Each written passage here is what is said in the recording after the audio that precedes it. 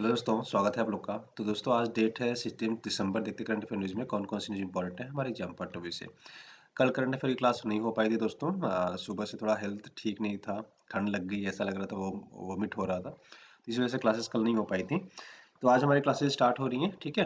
तो कल का जो भी करंट अफेयर रहा है, एक दो पॉइंट बहुत ज़्यादा इंपॉर्टेंट थे, तो मैंने उसको इंक्लूड कर दिया अभी, ठीक है ना। चलिए सेशन को आगे बढ़ाते हैं। देखिए, जिनको बुक्स वगैरह मंगाना होगा, डिस्क्रिप्शन लिंक में मैंने बुक्स की सारी डिटेल्स डाल रखी है, आप वहाँ से डायरेक्टली ऑनलाइन कर सकते हैं।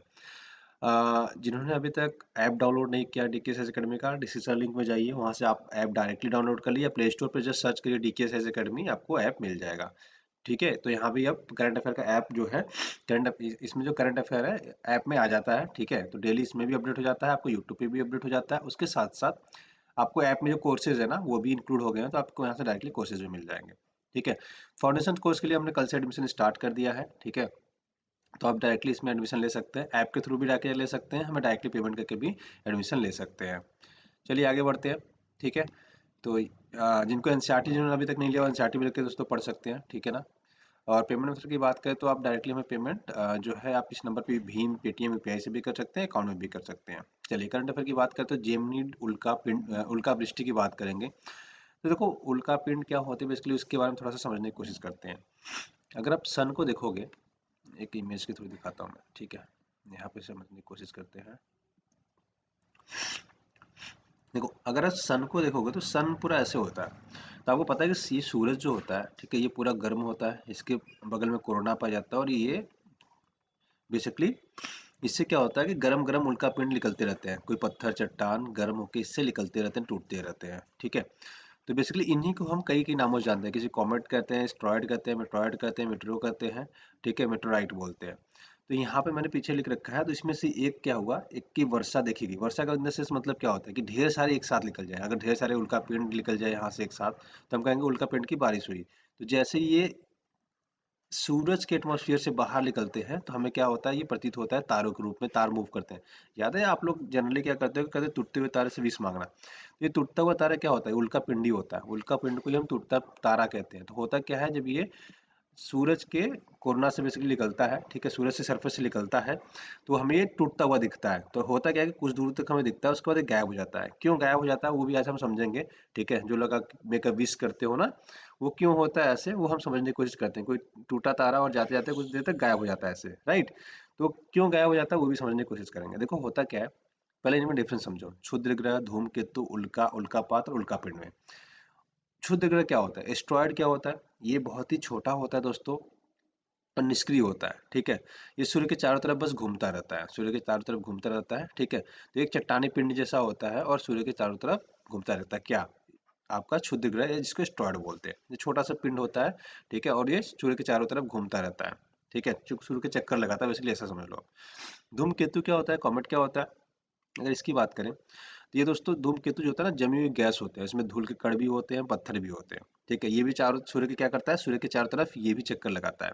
साइज जस्ट हमने देखी थी, मैं दोबारा से दिखा दूंगा, पहले एक बार समझा लेता हूँ, उसके बाद आपको हम दोबारा से दिखा देंगे, जिससे कि आपको चीजों की क्लियरिटी ज्यादा हो जाए, ठीक है।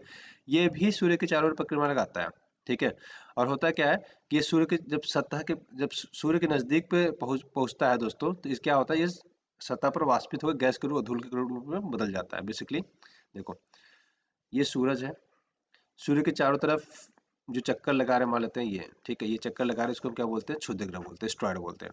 धूमकेतु क्या होते हैं, ये जैसे गोला है, गैस का गोला है, ठीक है, गैस और धूल कण वगैरह इकट्ठा हो गए, ये भी सूर्य के चारों तरफ चक्कर लगाते लगाते लगाते लगाते लगाते क्या करता है, इनकी ग्रेविटी, सूरज की ग्रेविटी जो है दोस्तों, इनको अपने पास खींचती है। तो जैसे ही सूरज के पास जाते हैं वाष्पित हो जाते हैं, मतलब ठीक है, जो जमी हुई गैस वगैरह है उड़ जाता है, ठीक है। यही आपके क्षुद्र ग्रह भी होते हैं। क्षुद्र ग्रह क्या है कि सूर्य के चारों तरफ चक्कर लगाते हैं, ये भी छोटे छोटे टुकड़े होते हैं जो हमारे जो अंतरिक्ष है इसमें घूमते रहते हैं, ठीक है। तो एक तरह से समझ, जैसे हमारा पृथ्वी ग्रह है सूर्य के चारों तरफ घूमता रहता है, ऐसे ये आपका धूमकेतु और क्षुद्र ग्रह भी घूमते रहते हैं, ठीक है। तो आपने जस्ट अभी छोटी सी चीजें समझी, दो, क्षुद्र ग्रह और धूमकेतु। क्षुद्र ग्रह और धूमकेतु क्या है, सूर्य के चारों तरफ घूमते हैं, सूरज ये है तो इसके चारों तरफ ये लोग ऐसे ऐसे घूमते रहते हैं, बस इतना ही समझा हमने। क्षुद्र ग्रह क्या होता है दोस्तों, एक निष्क्रिय चट्टानी पिंड होता है, जबकि धूमकेतु क्या होता है, गैस, पत्थर, धूल से निर्मित एक आपका जमा हुआ केतु होता है, ठीक है, धूमकेतु होता है। इतनी चीजें हमने समझ ली, ठीक है। अच्छा, इसमें बेसिकली और कोमा और पुच्छ की बातें समझते हैं, बट वो ठीक है, अभी इसके लिए छोड़ते हैं, आगे समझते हैं पहले चीज़ों को। उल्का क्या होता है? ठीक है, तो ये आकार में क्या होता है, धूमकेतु और क्षुद्र ग्रह जो पिंड होते हैं ना, ठीक है, उनके ही आकार का लगभग होता है। ठीक है, और ये सूर्य की परिक्रमा करता है। तो आप अगर मैं बोलूँ कि धूमकेतु और उल्का में अंतर क्या है, तो लगभग सेम ही होता है, बहुत ज़्यादा अंतर नहीं होता है इसमें। ठीक है, ये धूमकेतु और क्षुद्र ग्रह के पिंड की तरह ही होते हैं। उसके बाद बात करें तो उल्कापात क्या होता है। देखो, अब उल्कापात की बात करें, थोड़ा ध्यान दीजिएगा यहाँ पे, आपको ये जनरली आप लोग देखते हो, जनरली आप डे लाइफ में दिल्ली में तो नहीं दिखता है बेसिकली, क्योंकि दिल्ली का इतना पोल्यूशन है कि आपको तारे देखना बड़ा मुश्किल हो जाता है। लेकिन अगर आप जनरली देखोगे अपने गाँव घर में, तो आपको उल्कापात ही ज़्यादातर देखते हो आप लोग। क्या है ये? जब कोई उल्का पृथ्वी के वायुमंडल में प्रवेश करता है तो वाष्पित हो जाता है। तो बेसिकली क्या है कि ये उल्कापिंड जब घूमते घूमते घूमते पृथ्वी की कक्षा में, मान लो हमारा ये अर्थ है, अगर ये घूमते घूमते घूमते घूमते ये अगर पृथ्वी कक्षा में आने लगा, ये लेयर पे आके क्या होता है, जब यहाँ पे पृथ्वी की घर्षण पड़ती है तो ये गायब हो जाता है। तो आपने कई बार देखा होगा कि एक धूमकेतु ऐसे चला और चलते हुए गायब हो गया। ठीक है, और आप विश मांगते हो ना, ठीक है, एक कहते हो कि आप जो मांगोगे वो मिल जाता है, बेसिकली ऐसा कहते हैं, मेक अ विश, राइट। ये होता क्या है, ये आ रहा था बहुत तेजी से पृथ्वी कक्षा में, और आते आते वाष्पित हो गया। जैसे ही अपनी पृथ्वी कक्षा में प्रवेश कर रहा था, वायुमंडल में प्रवेश कर रहा था, ये जल के खत्म हो गया। ठीक है, इसी को हम लोग कहते हैं टूटता हुआ तारा। ठीक है, उल्कापात को कहते हैं। उल्का पिंड क्या होता है? उल्का पिंड जो होता है दोस्तों, वह हल्का होता है। ठीक है, ठीक है, उल्का पिंड की बात करें तो ये थोड़ा सा हल्का भी होता है और उल्का जैसा ही होता है। ठीक है, ये उल्का जैसा ही होता है। और जब ये पृथ्वी कक्षा में, मतलब पृथ्वी के वायुमंडल में जब यहाँ से घूमते हुए ये प्रवेश करता है ना, तो ये कुछ तो वाष्पीकृत हो जाता है, लेकिन थोड़ा मोड़ा बच जाता है। तो आपने कई मूवी में देखा होगा कि पृथ्वी पे क्या है, कई पिंड गिरते हैं, पत्थर गिरते हैं, राइट। तो वो यही होते हैं, जिसको हम बोलते हैं मेट्रॉइड और उल्का पिंड बोलते हैं। तो उल्का पिंड, उल्कापात, ठीक है, ये कहाँ गिरते हैं? पृथ्वी कक्षा में। ठीक है, उल्का की बात करें या फिर धूमकेतु की बात करें या क्षुद्र ग्रह की बात करें, तो ये तीनों कहाँ रहते हैं? ये तीनों दोस्तों सूर्य की कक्षा में प्रवेश करते करते करते करते सूर्य के अंदर ही चले जाते हैं। सूरज के अंदर, सूर्य उनको अपने पास खींच लेता है। ठीक है, और कई बार उनसे लावा के रूप में बड़े बड़े निकल के फिर ठंडे हो जाते हैं ये लोग। ठीक है, तो बेसिकली ये कॉन्सेप्ट मुझे समझाना था, इसलिए हमने थोड़ा सा यहाँ पे ज़्यादा टाइम लिया।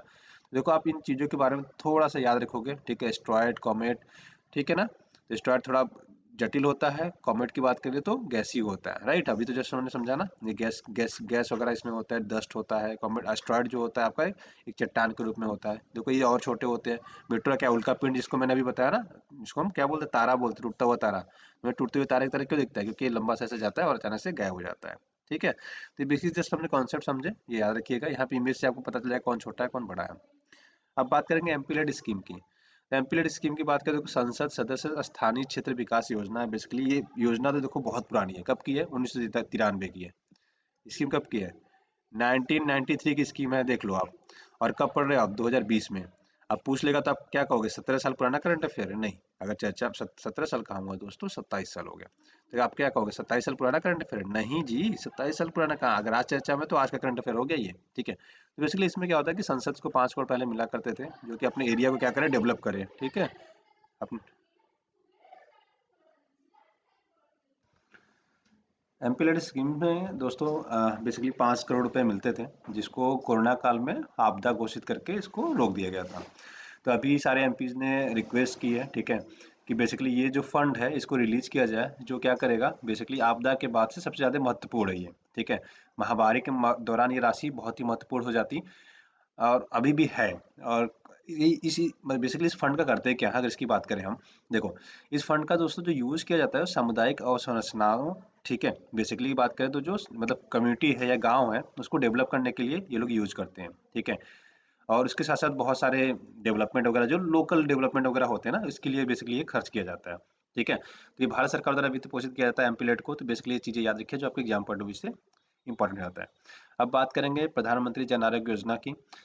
तो वो चर्चा में क्यों है कि एक्चुअली जो प्राइवेट हॉस्पिटल्स है उसका अभी गवर्नमेंट ने डाटा जारी किया है। ठीक है, नेशनल हेल्थ एजेंसी ने।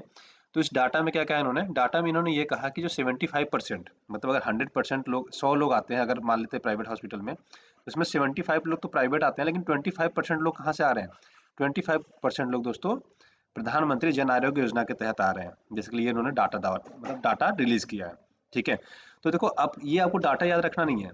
अब आपको याद रखना है क्या, पीएमजीएवाई है क्या। ठीक है। इसको आयुष्मान भारत के नाम से जानते हैं, प्रधानमंत्री जन आरोग्य योजना के नाम से जानते हैं, जन आरोग्य योजना के नाम से जानते हैं, बहुत सारे नामों से इसको हम बेसिकली नामों से जानते हैं, प्लस कहते रहते हैं। इस स्कीम में है क्या? इस स्कीम की बात करें, देखो एक तो 5 लाख रुपए का आपको बीमा मिलता है हर परिवार को। ठीक है, सभी परिवारों को क्या आता है, 5 लाख रुपए तक का बीमा मिलता है। कवरेज कवरेज जिसमें कह सकते हो 10 करोड़ परिवारों को या 50 लाख लोगों को इसमें लाभ मिलने वाला है। मतलब 50, एक ये माना जाता है कि एक परिवार में 5 लोग होते हैं। ठीक है, हस्बैंड वाइफ 2 बच्चे, ठीक है, और उसके बच्चे एक ऐसे कर लो या 3 बच्चे मान लो, तो ये माना जाता है 10 करोड़ अगर परिवार की बात करते हैं तो 50 करोड़ लोगों को इसका लाभ मिलेगा। हमारी जनसंख्या 130 करोड़ के आसपास है, तो इसमें से मान लो कम से कम 50 लाख को तो लाभ मिलेगा ही मिलेगा। ठीक है, अब इसमें बात करें तो देखो इसकी एलिजिबिलिटी क्या है। इसमें कोई आकार की जरूरत नहीं, मतलब आकार इन द सेंस परिवार की कोई साइज की व्याख्या नहीं है कि जिसके परिवार में 4 लोग होंगे इन्हीं को मिलेगा, नहीं।